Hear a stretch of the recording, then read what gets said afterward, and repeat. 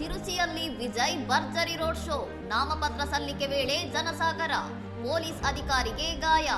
ತಿರುಚಿರಾಪಳ್ಳಿ ಪೂರ್ವ ಕ್ಷೇತ್ರಕ್ಕೆ ನಾಮಪತ್ರ ಸಲ್ಲಿಸಲು ವಿಜಯ್ ಆಗಮಿಸಿದಾಗ ಉಂಟಾದ ನೂಕುನುಗ್ಗಲಿನಲ್ಲಿ ಸತೀಶ್ ಎಂಬ ಪೊಲೀಸ್ ಅಧಿಕಾರಿಯ ಕಾಲಿಗೆ ತೀವ್ರ ಗಾಯವಾಗಿದೆ.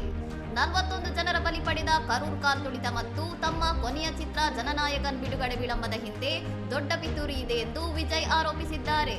ಜನರಿಗಾಗಿ ನ್ಯಾಯ ಕೇಳಲು ಬಂದಿರುವ ನನಗೂ ನ್ಯಾಯ ಬೇಕು ಎನ್ನುವ ಮೂಲಕ ಕರೂರ್ ದುರಂತದ ಕುರಿತು ಜಂಟಿ ಕುತಂತ್ರ ನಡೆದಿದೆ ಎಂದು ಆಕ್ರೋಶ ಹೊರಹಾಕಿದ್ದಾರೆ. ಎಲ್ಪಿಜಿ ಸಿಲಿಂಡರ್ ಕೊರತೆ ವಿಚಾರವಾಗಿ ಕೇಂದ್ರ ಮತ್ತು ರಾಜ್ಯ ಸರ್ಕಾರಗಳನ್ನು ಟೀಕಿಸಿದ ಅವರು ಸರ್ಕಾರದ ನಿರ್ಲಕ್ಷ್ಯದಿಂದ ಸಣ್ಣ ಹೋಟೆಲ್ಗಳು ಮುಚ್ಚುತ್ತಿವೆ ಎಂದು ದೂರಿದ್ದಾರೆ. ಸ್ವಂತ ಕೆಲಸಕ್ಕೆ ದೆಹಲಿಗೆ ಹಾರುವ ಸಿಎಂ ಸ್ಟಾಲಿನ್ ಗ್ಯಾಸ್ ಬಿಕ್ಕಟ್ಟು ಪರಿಹರಿಸಲು ಯಾಕೆ ಹೋಗುತ್ತಿಲ್ಲ ಎಂದು ಪ್ರಶ್ನಿಸಿ ವಿಜಯ್ ಲೇವಡಿ ಮಾಡಿದ್ದಾರೆ.